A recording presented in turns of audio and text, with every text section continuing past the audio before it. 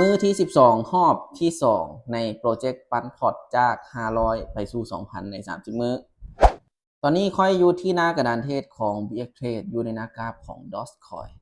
ซึ่งในรอบนี้ค่อยจะใช้กราฟของ Dogecoin ในการเก็บเดี๋ยวจะเริ่มออกในออเดอร์นี้เลย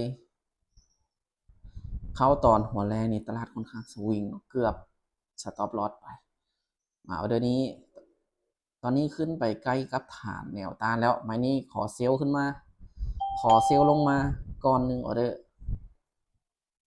ตอนนี้ทะลุฐานขึ้นไปนิดนึงมีการลงค่อนข้างจะสูงกว่าเพราะว่าขึ้นไปตามฐานโอ้ขึ้นไปตามฐานแล้วแหงขายเทลงมาโคตรแหงเลยไม่แรกนี่นะจะบ่มีปัญหาแล้ววินงามๆ2 1สวยงามไม่แรกถือว่าวินไปในรอบที่2เมื่อวินแล้วจะเดิน10เหรียญคือเก่ามาเบิ่งกันที่ออเดอร์ที่2เลยมีโอกาสที่จะลงมาหาฐานแนวรับด้านลุ่มพี่แบบนี้เมื่อต่ำแล้วถ้าบอสสามารถทะลุขึ้นไปได้มีโอกาสที่จะลงมาได้แบบนี้มาออเดอร์นี้จัดไปที่ออเดอร์เซลล์อีกรอบนึงจัดไปที่ออเดอร์เซลล์อีกรอบนึงมาเบิ่งกันว่าออเดอร์นี้จะลงได้อีกบอตอนนี้นี่มันเป็นสลับมา1 2 3 4ถ้าไม้นี้ปิดไปแดงจะเป็นไม้สลับไม้ที่4มาเบิ่งน้ำกันว่าออเดอร์นี้จะวินได้บอตอนนี้นี่ลงมาโคตรงามเลยโอ้ลงมางามขนาดนี้บินงามๆสำหรับออเดอร์นี้โอ้โหยาวกว่าแท่งเมื่อกี้อีก3 2 1สวยงามตัววินไป2ออเดอร์รวดเลยมาออเดอร์ที่3ถ้าว่าออเดอร์นี้วินค่อยจะสามารถบรรลุเป้าได้เลยถ้าว่าออเดอร์นี้วินถ้าว่าบ่วินก็จะได้คุ้นเงินไปมาเกี่ยมออเดอร์เลยสำหรับออเดอร์ที่3ในรอบที่2ของมื้อที่12ออเดอร์นี้จัดไปที่ออเดอร์เซลล์อีกรอบนึงจัดไปที่ออเดอร์เซลล์อีกรอบนึงมาเบิ่งน้ำกันว่าออเดอร์นี้จะสามารถลงมาปิดออเดอร์ขายได้อีกหรือบอขอแท่งนี้แท่งเดียวได้บอโอ้แหงซื้อเข้ามายังมั่นใจแหงขายตรงลงแหงขายตรงมาแล้วแหละแหงขายตรงมาแล้วแหละดีดลงลูกดีดอีกดันลงมาอีกดันลงมาอีกโอ้ยคือว่าขึ้นไปสูงแท้ขึ้นไปซ้ำเนาะออเดอร์นี้โอเคว่าเป็นยังเมื่อพลาดแล้วไม้นี้ค่อยจะคูณเงินมาเป็น15เบิ่งกำไรก่อนตอนนี้ได้เท่าไหร่ละเมื่อกี้นี่กำไร41แล้วถ้าวินก็ถือว่าฮอตเป้าเลยแต่ว่าเฮาบ่วินบ่เป็นยังไม้นี้คูณเงินมาเป็น15พยายามขึ้นอยู่แต่ว่ายังขึ้นบ่ได้เทื่อโอกาสลงต่อได้อีกมาไม้นี้จัดไปที่ออเดอร์เซลอีกรอบนึงมามาลุ้นน้ำกันเลยไม้ที่3เฮาพลาดไปถ้าไม่เมื่อกี้นี่วินก็ถือว่าฮอตเป้าเลยแต่ว่าบ่วินซ้ำจะได้คูณเงินลงมาลูกลงมาสวยๆสวยงามสวยงามไหมนี้ตลาดยัง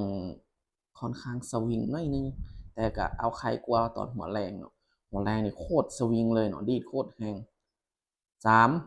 2 1สวยงามมาเบิ่งกำไรก่อนตอนนี้เขาได้กำไรเท่าไหร่แล้วยังเหลืออีก4จุดปลายเดี๋ยวจะไปอีก1ออเดอร์จะไปอีก1ออเดอร์ถ้าออเดอร์นี้วินก็ถือว่าค่อยจะสามารถบรรลุเป้าได้เลยแนวโน้มยังลงอยู่สำหรับออเดอร์นี้มาจัดไปที่ออเดอร์เซลล์อีกรอบนึง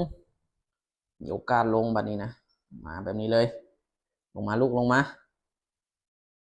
งามๆเด้อลงมางามๆเด้อแต่ว่ามีฐานตัวนี้กันไว้เนาะฐานน้อยๆฐานเมื่อกี้นี่แหละโอ้มันต่ำแล้วขึ้นเลยเห็นปะคนสังเกตเบิ่งต่ำไส้นี่ขึ้นเลยเพราะว่าแห้งขายจะแข็งแห้งพอที่จะพักดันราคาลงมาบอลงมาแล้วลูกทะลุเลยอันทะลุไรนี่ปลอดภัยทะลุสวยงาม3 2 1สวยงามไหมนี่ โอเคก็ถือว่าวินไป เดี๋ยวมาเบิ่งกำไรก่อน โอเค ตอนนี้ค่อยบรรลุเป้าแล้ว เป้าก็คือ50เกินมา 4.75 ถือว่าเป็นการดีสำหรับมือที่12ก็ถือว่าฮอดเป้าเป็นที่เรียบร้อย12มือผ่านมามือนี้เป็นมือที่อัตราชนะน้อยที่สุดเลยเนาะบ่ฮอด 50% อยู่ที่ 47.05 เดี๋ยวรอบที่2ค่อยออกออเดอร์ไปทั้งหมดอยู่ที่5ออเดอร์รอบที่2นี่ค่อนข้างว่าเข้าตลาดได้อยู่เนาะพลาดเพียงออเดอร์เดียวออก5ชนะ4พลาด1เนาะเดี๋ยวมาเบิ่งกันว่าเก็บมา12มือค่อยกำไรเท่าไหร่แล้วตอนนี้วันที่3เดือนตุลาวันที่18โอเค